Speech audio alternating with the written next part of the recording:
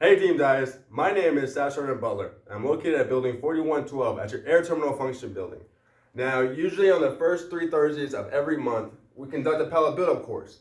Now, with the current events happening right now, we're not really able to bring everybody in here at this building. So what we decided to do was bring the course to you.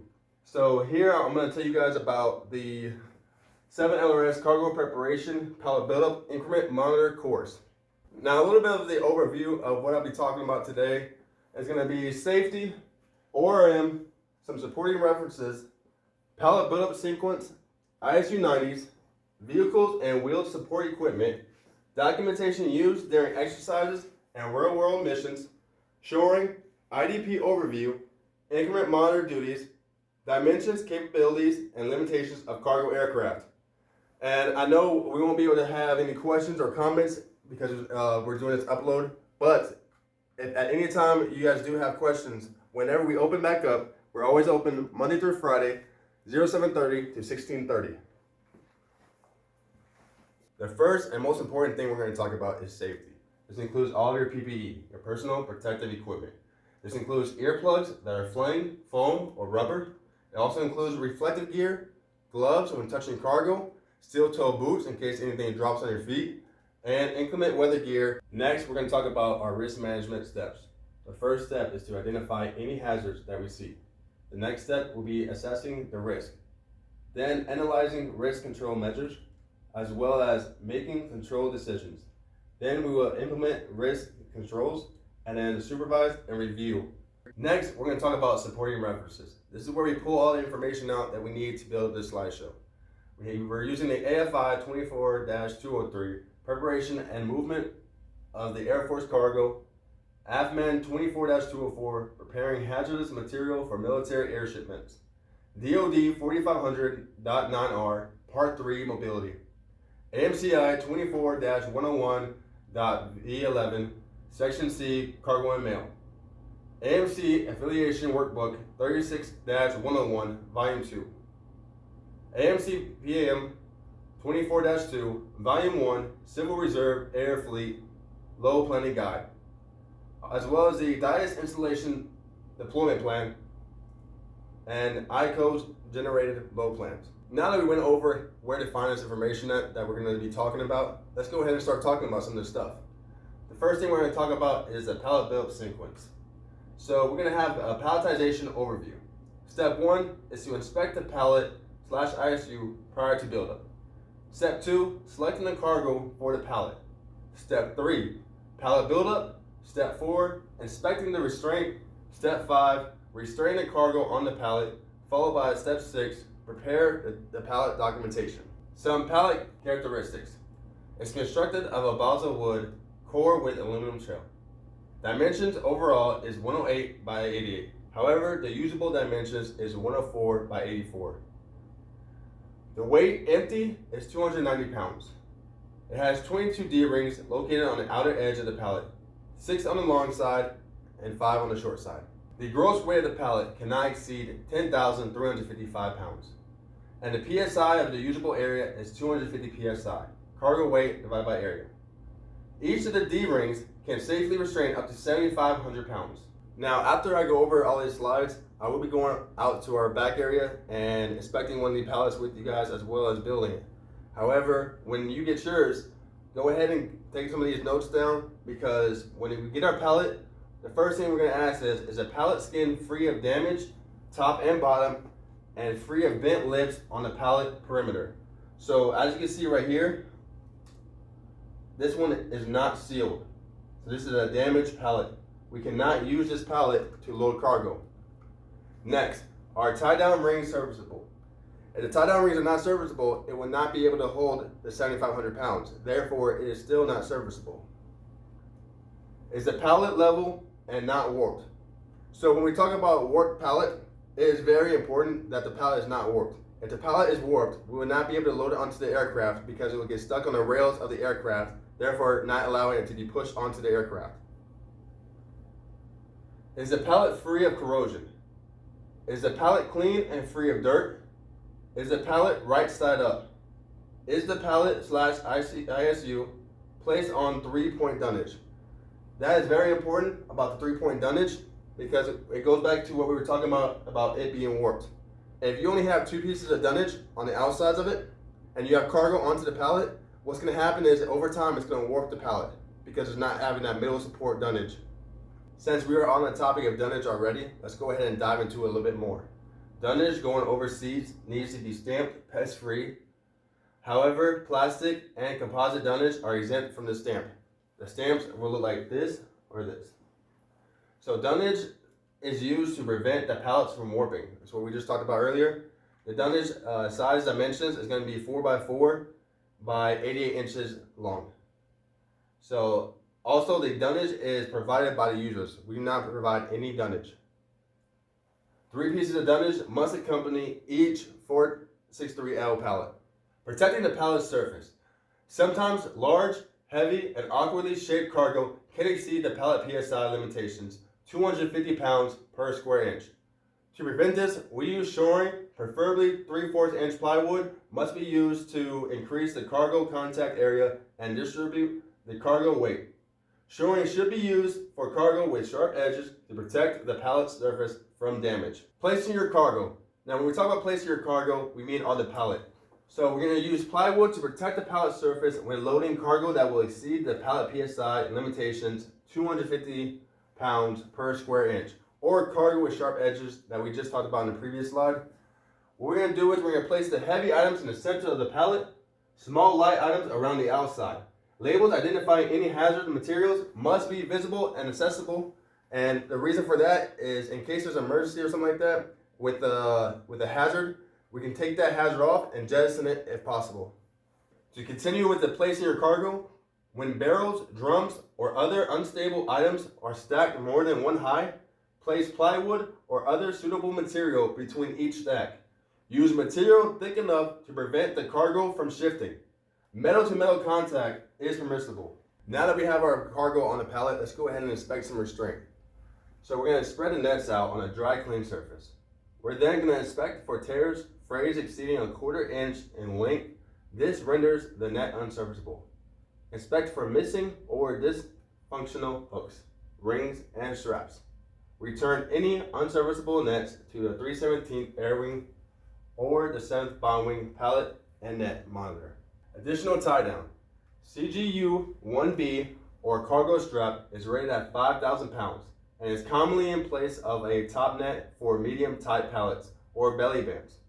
MB1 chains and devices are rated at 10,000 pounds and can be used to secure cargo on 463L pallets as well as aircraft floor.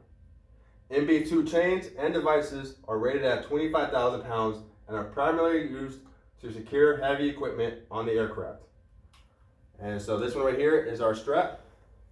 Low profile pallets are no taller than 45 inches and less than 2,500 pounds gross weight, and they are secured with a top net. If the weight exceeds 2,500 pounds, supplemental restraint, which is going to be 4 cargo straps used as belly bands, are required and must be 8 inches from the surface of the pallet. Medium profile pallets are up to 76 inches and are restrained with 2 side nets and 7 cargo straps in place of the top net for better restraint. Full profile pallets are maximum 96 inches and are restrained with a full net set. 2 side nets and a top net is your full net set. Freight containers, ISU 90, connexes, minivans, etc. are not considered the outer package or overpack for any items stowed inside.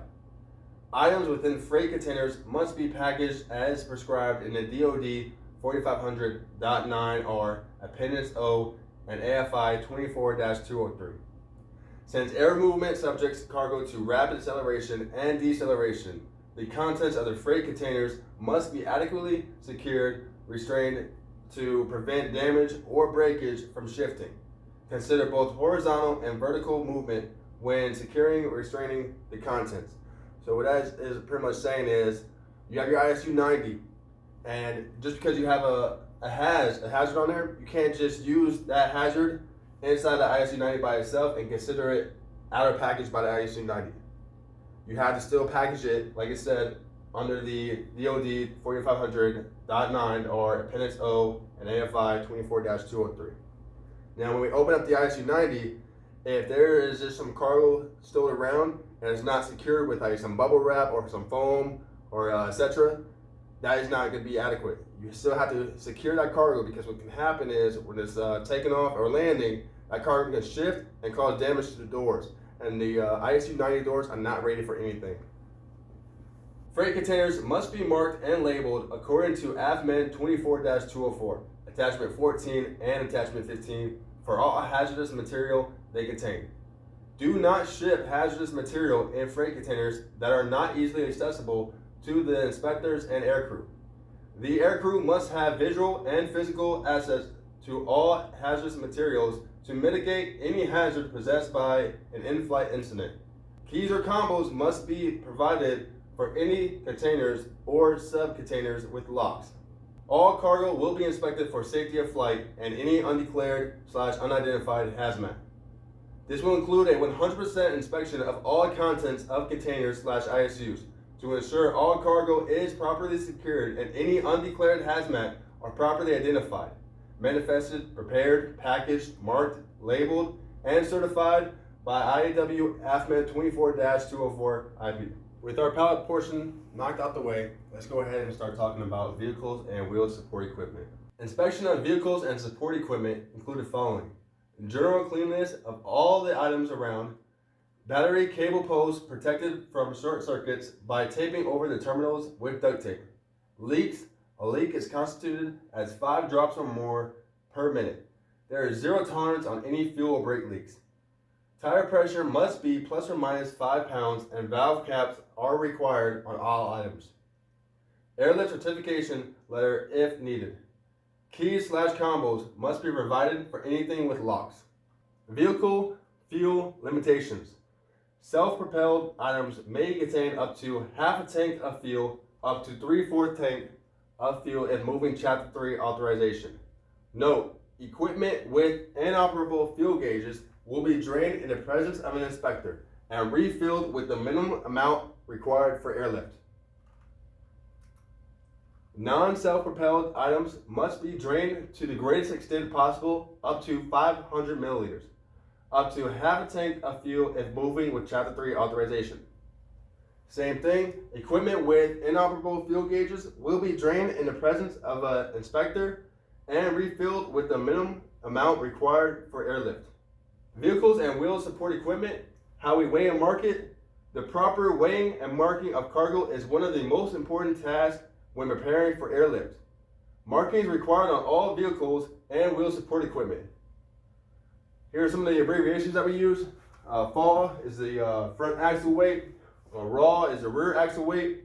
GVW, gross vehicle weight. CB, center of balance. And an FFE is from front end. This is this CB formula is how we get it. You do the distance 1 times weight 1 plus distance 2, weight 2, divided by the gross vehicle weight. Now we're gonna go over what distance 1 and weight 1 is later on. So like I said, here it is right here. Step 1, we're gonna weigh each axle point to determine your axle gross vehicle weight. So the gross vehicle weight of this truck is 4,885 pounds. However, your front axle, your weight 1 is 2,850 pounds. Your weight 2 is going to be 2,035 pounds. Step 2, we're going to measure each axle point to determine the distances. All measurements will be taken from the furthest point of the item. So it means right here is the furthest point. So let's say that this truck had like something sticking out on top of it, going past this. Well, the new front end will be wherever that thing is. However, it does not have it, so we're going to use it from the front bumper and from the furthest front edge to axle 1. It's going to be 45 inches. That's your distance 1. And then from the front bumper all the way over to your rear axle, which is distance 2, it's going to be 150 inches. Step 3 is going to be doing the math. Just pretty much plugging the numbers into a formula to determine the CB. So we got the 45 and then the 150.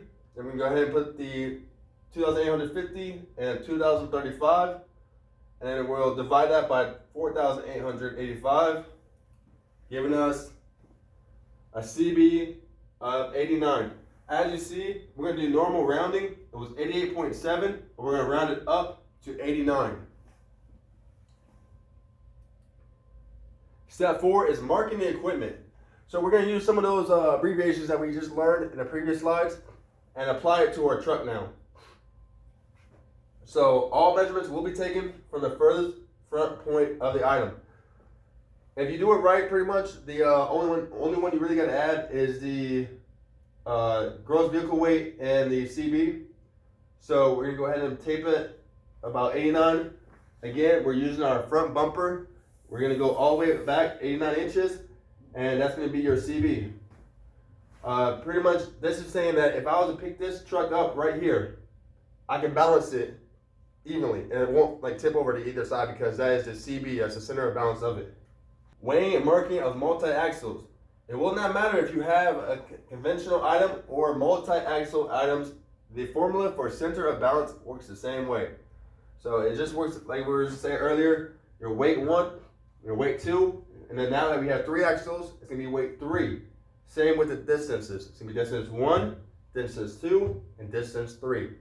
So I can have 18 wheels, 18 rows, 18 distances.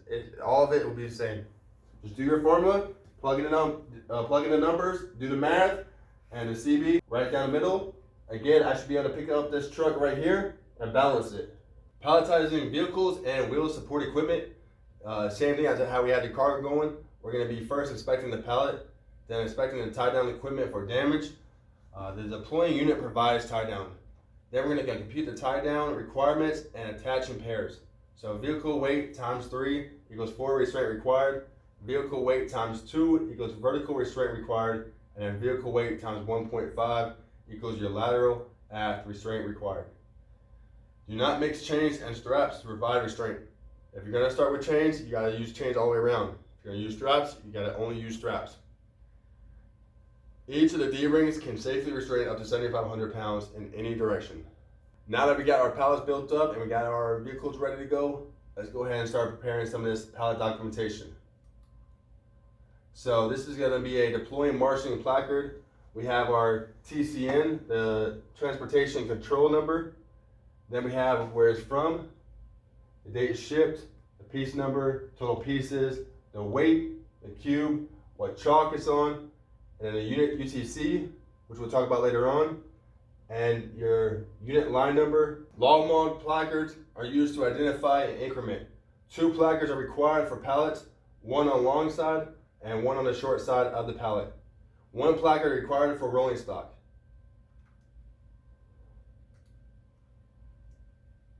This is your load list. This is what provides a general description of the contents. 4 copies of this documentation is required. This is very important that we keep this updated because this allows us to see what's on it. The log mod packing list. This is an itemized listing of contents. 4 copies of this is required. This is the Shipper's Declaration for Dangerous Goods, AMC IMT 1033. This is going to be completed by a technical specialist or a preparer. It must be signed by personnel who have attended hazardous technician training and on an appointment letter signed by their squadron commanders. 4 red, white, hash bordered copies are required. Can't be black and white. These have to be red. And you cannot use a marker or you cannot use a crayon to color them in red. It must be red ink. Note, when palletizing hazardous cargo, ensure it is on the outer edge, clearly visible for the loadmaster and CDF representative to view. DD Form 1387-2, Special Handling Data Certification. This is going to be used to identify classified items requiring DoD constant surveillance. This form is also used to identify munitions. Use DTR 4500.9R, Part 2/3 when filling out the form. Affixed to all 4 sides of the pallet or ISU. 7 copies are required. There are various forms and documentation required for airlift. DD Form 1907, Signature and Tally Record. Documents that transfer classified or sensitive cargo from person to person. It is the unit's responsibility to provide surveillance and accountability of cargo. Only one copy is required. Next, we're going to talk about the Atlas certification letter. Cargo will most likely require an Atlas certification if the length exceeds 20 feet, height or width exceeds 8 feet, the weight exceeds 10,000 pounds, floor contact pressure exceeds 50 psi, single axle load exceeds 5,000 pounds, single wheel load exceeds 2,500 pounds. Special equipment or procedures for loading and or securing for flight is required. Items that cannot be restrained using standard restraint procedures. And this is just like a little overview of what it will look like. It tells you pretty much what kind of way we have to tie it down and how we have to load it. This is why it's so important, because if it will damage the aircraft while loading, there's probably going to be an outlet letter for it that will tell us that we need shoring so we don't damage the aircraft or the equipment. So now we're going to dive into some of the formulas that we use. This is for square and rectangular cargo. We're going to do weight divided by length times width, and that's how we figure out the PSI. And that's how it goes back to those other slides that we were talking about. If it exceeds a certain amount of PSI, what we need additionally for that cargo. Skidded cargo, it's going to be weight divided by the skid length times skid width times the number of skids. Drum without a rim, weight divided by diameter squared times 0.785. Don't memorize any of this stuff. Write it down or always use this as a reference. Don't memorize anything. Just always have a reference for it. Types of shoring. Rolling shoring, it needs to be at least 3/4 of an inch. Vehicles with cleats, lugs, studs, or other gripping devices on their wheels or treads require rolling shoring. Vehicles with steel-tired wheels and in some cases hard rubber tires or tracks also require rolling shoring. If we don't have that, it will tear up the concrete that we have out on the front line, and that's not good. It will damage a lot of stuff. Pneumatic tires with an internal tire pressure of more than 100 psi are considered hard rubber tires. And that's why we have formulas for everything. So if you don't remember it, go back to that slide or go back to your reference, check out the PSI, do the equation on your tires, and make sure it's not a hard rubber tire. Rolling shoring covers the aircraft floor as a vehicle rolls over it to protect it from the damage from these types of items. Any vehicle that requires rolling shoring will also require parking shoring. Approach shoring is step-up shoring, pretty much used to reduce the ramp angle that a vehicle must traverse during the aircraft on and offloading. It's going to be this part right here. As you can see, it's going to lift it up just a little bit so it helps with the upload. Bridge shoring. Bridge shoring allows heavy cargo to be placed between the treadway on heavy supporting beams that span the floor between the treadway. Sleeper shoring. Turbulence or other abrupt or violent movements on an aircraft in flight can affect the cargo's security and stability. In addition, when the tires rebound from compression, the chains securing the vehicle pull tight and may jerk or whip. IDP overview. Alright, so we have all of our cargo and vehicle information ready to go. We have the markings on the vehicles. We have the weight done for our pallets. We have all of our HADs identified. And let's go ahead and start the CDF. So right outside of gate 17, we have a whole row dedicated to a pre-staging area, as well as a little bit more room in this parking lot right over here. The entrance to the CDF yard is located at gate 17, so right here, ECP. It says that the cargo and increment monitors position cargo in the pre-staging area outside gate 17 until the SOE directs. Gate 17 will be the single entry point for all cargo prior to beginning of InCheck process. So what it means by the single point of entry is this is a flight line over here. You can't bring your cargo from the flight line and then start the InCheck. If the cargo is on the flight line, it has to go around, go to the pre-station area, and come through the ECP. InCheck station. It reports the arrival of each increment to the DCC, the Deployment Control Center. It gives a first verification of increments that have been received for processing and are properly marked and packaged. It indicates discrepancies to increment monitors to include, but not limited to, wrong number of copies of paperwork, improperly prepared hazardous cargo forms, improper netting on pallets, etc. These discrepancies will be reported to the DCC. So the InCheck area is where a lot of the cargo kind of stops.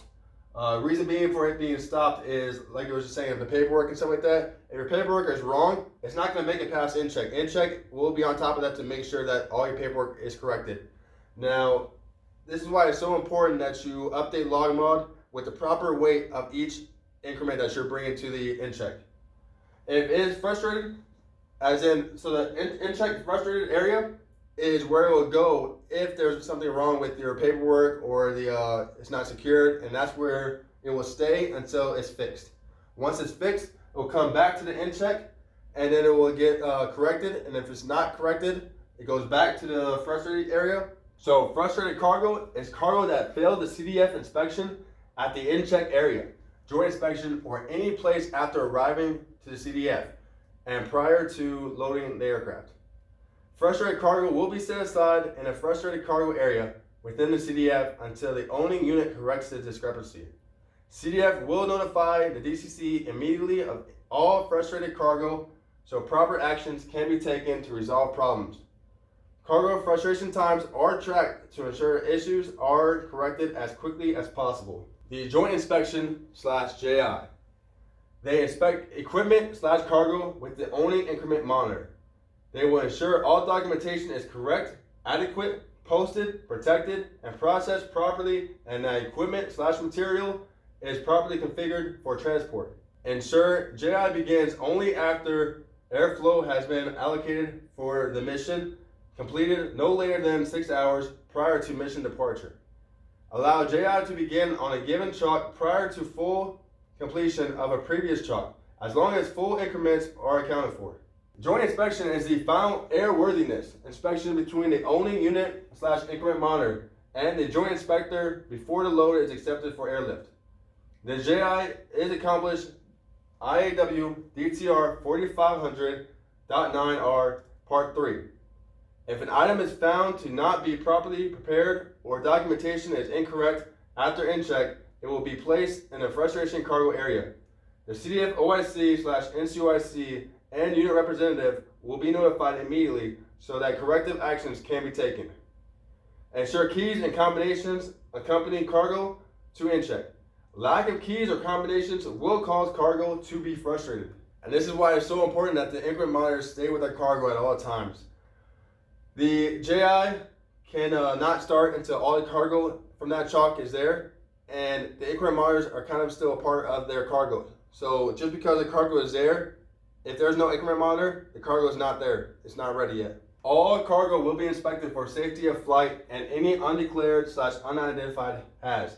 This will include a 100% inspection of all contents of containers / ISUs to ensure all cargo is properly secured and any undeclared hazmat are properly identified, manifested, prepared, packaged, marked, labeled, and certified IAW AFB 24-204 IP.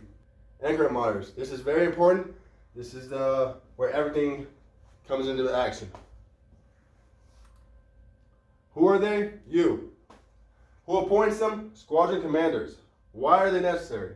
Increment monitors assure the smooth flow of their unit's cargo through the CDF process from start to finish.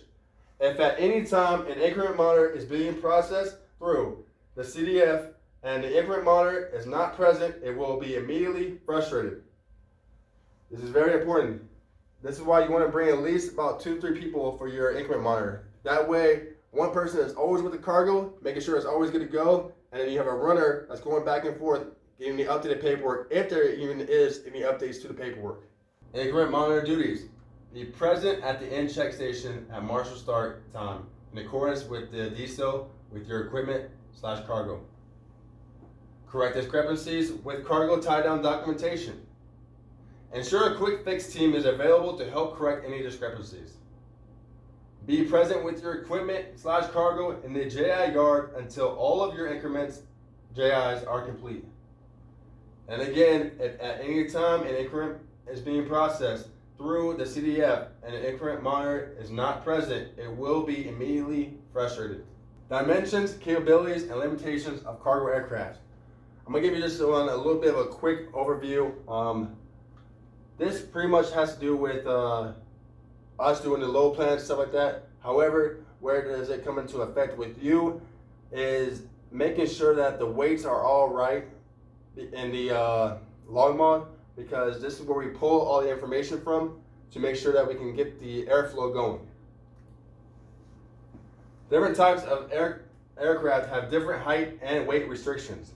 Data entered into log mod is used to generate a pre-load plan to decide which types of planes will be brought in for each exercise/deployment. This part right here is very, very important. Data, I'm going to read it one more time. Data entered into log mod is used to generate a pre-load plan. This is before the JI starts. This is before the InCheck starts. This is why it's very important that log mod is up to date. So this is where it's deciding which types of planes will be brought in for each exercise/deployment. Differences between log mod and actual data can cause insufficient airlift for exercises/deployments. So this is what I say. I'm just going to give you guys a quick overview on this. Just a C-130J aircraft. This is why I said it's very important for the height. Right here, 77 inches and pallet position 8. So let's say log mod had 8 pallets of 90 inches. Well, I wouldn't be able to put all 8 pallets on there because on pallet position 8, it can only do 77. But if somebody was wrong on log mod or didn't update it, and this pallet was 50 inches, well, I could have put this pallet on here instead of asking for another aircraft. So it's very important. This is a C-17. You have a logistic and ADS, just the 2 configurations that we can use for it. All right, and then again, like I said, can't really do questions right now or comments. However, if you guys want to email us at 7.lrs.lgrda@us.af.mil with any questions or comments or concerns you have, we can reply to those emails. Also, whenever things get back to normal, we're going to be open Monday through Friday from 07:30 to 16:30. Again, thank you for taking the time out and listening to this video or this PowerPoint. All right, so as you can see, I just went ahead and built up a pallet real quick. So this is what we're talking about the HAZ labels. Make sure the HAZ labels are out. We've already inspected the pallet. The pallet is good. And whenever you start on a ring, you want to make sure that you start on the same ring on each side. So we started on the left ring. So on each side, we're going to start on the left ring. So remember that on the short side, there are only 4 rings that will be used. And on the long side, 5 rings will be used. And again, all the right rings will be free. Also, we simulated that this pallet weighed more than 2,500 pounds. So we have belly bands, 4 belly bands going around each side. Simulated also that the center pieces were the heaviest pieces, and that the ones on the outside are the light pieces. Again, if there's any questions, please reach out.